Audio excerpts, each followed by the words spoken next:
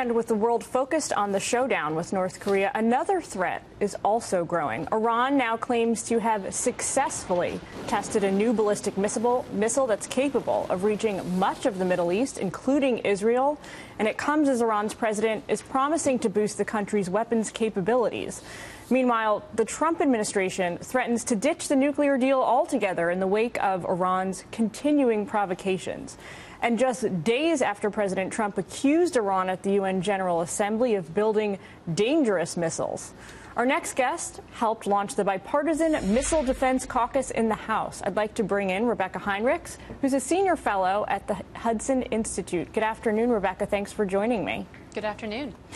So the first thing I want to get to with you is the response.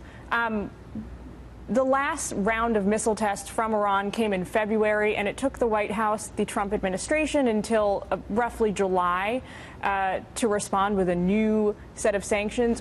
What are the options on the table here? What do you think the Trump White House is most likely considering by way of a response to this latest missile test? Well, sure. First of all, it's important to know that the Iran deal that was negotiated by the Obama administration did not include ballistic missiles. This was one of the fatal flaws, I believed, of the Iran deal because nuclear missiles or nuclear weapons and ballistic missiles go hand in glove. If a country is going to get rid of its nuclear weapons program, it's going to hand over its long-range ballistic missile program as well. Iran didn't do that, so it does call into question its sincerity about obtaining a nuclear weapons capability. And so that was one of the fatal flaws of the Iran deal. So at this point, the Trump administration really has to work to dig the United States out of the hole that was dug by the Obama administration, which, of course, the Iran deal wasn't just about getting rid of nuclear weapons. It was about giving the Iranian government legitimacy in the international community again. So we can implement more sanctions against Iran that don't have to do with its nuclear program so that we can stay within the bounds of the Iran deal, while also trying to squeeze the Iranians again and try to, get them back into international isolation once again.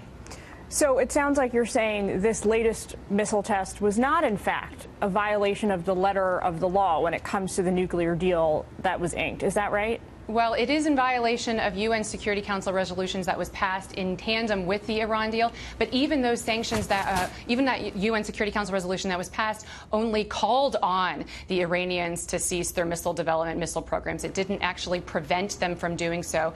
They weren't biting. So it is true that the Iranians can continue testing their ballistic missile program and not be in violation of the nuclear agreement. But again, the Trump administration has to come up with an overall Iran strategy to get Iran back into international isolation so that we can sort of work on the Iran deal again and try to make sure that it's much better than what the Obama administration did, because the Obama administration really just wanted to give the Iranians legitimacy, and so it took a bad deal and it didn't stick around and wait for a good deal. I want to get your reaction to what President Trump said about this at the UN General Assembly just a couple of days ago. I believe we've got that here for you. Take a listen. We cannot abide by an agreement if it provides cover for the eventual construction of a nuclear program. The Iran deal was one of the worst and most one-sided transactions the United States has ever entered into. Frankly, that deal is an embarrassment to the United States, and I don't think you've heard the last of it, believe me. Well, the president, as you know, Rebeccah, has already had to recertify Iran's compliance with this deal a couple of times during the course of his young administration, though he has admittedly been very begrudging about doing this. When it's next up for recertification, what do you think, if you're a betting person, what do you think the president's going to do? Is he going to recertify? And if he does, how is he going to sort of do it again with one hand tied behind his back? Well, this was the dilemma that was intentionally set up by the Obama administration. It made it very difficult for the following administration to really have some options in dealing with Iran, because what we want is the international community behind us. We want to. That took years of diplomatic heavy lifting to get Iran squeezed so hard that it was willing to even come to the negotiating table. So it has a couple of options before it, the Trump administration. It can sort of recertify again while also noting all of the problems that it sees with compliance. There is great evidence that the Iranians are cheating on the margins, if not outright.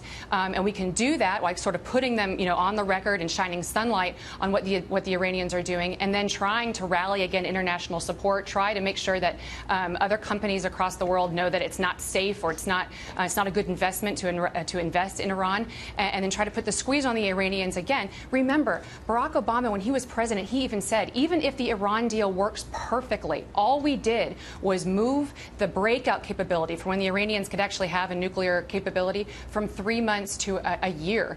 So the Iranians can cheat on the margins, and then, in 6, 7, 8 years, break out, and then they're going to have this ballistic missile capability to marry with it. So it's a very dangerous thing. The Obama administration dug a hole. It's going to take a lot to get us out of it. It sounds like President Trump's got a lot of hard choices to make over the next few months. Rebeccah Heinrichs, live from D.C., thanks for joining us with your insight and your expertise this afternoon. Good to be here.